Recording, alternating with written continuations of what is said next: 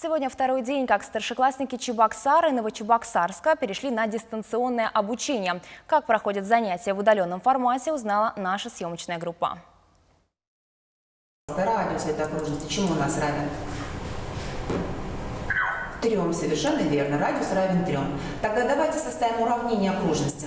Динара Кулешова – учитель математики в лицее номер 4. Проведение дистанционных уроков уже не вызывает трудностей, признается преподаватель. На осенних каникулах вместе с коллегами она прошла стажировку в Москве. Курсы помогли освоить образовательные онлайн-платформы и принципы удаленного обучения. Повысить квалификацию учителя смогли благодаря выигранному гранту в рамках федерального проекта национальной программы «Цифровая экономика». Возможности масса, можно писать, можно рисовать. Ну, конечно, мы используем при этом дополнительные какие-то программы. Мы можем их включать через демонстрацию экрана.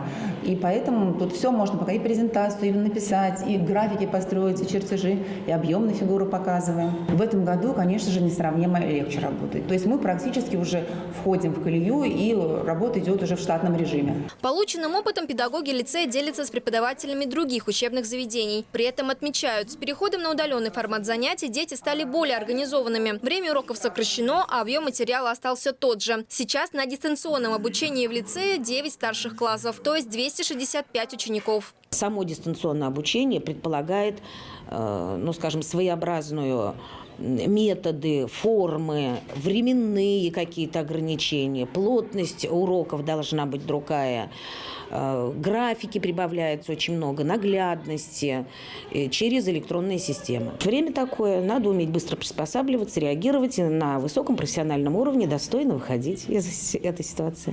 Если эпидемиологическая ситуация останется неизменной, через 2 недели старшеклассники вернутся в школу, а 6, 7 и 8 классы перейдут на удаленный формат. Такой гибкий график поможет детям не выпадать из привычной школьной системы. Дарья Паскарюк, Елена Дмитриева, Виктор Степанов, Вести Чувашия.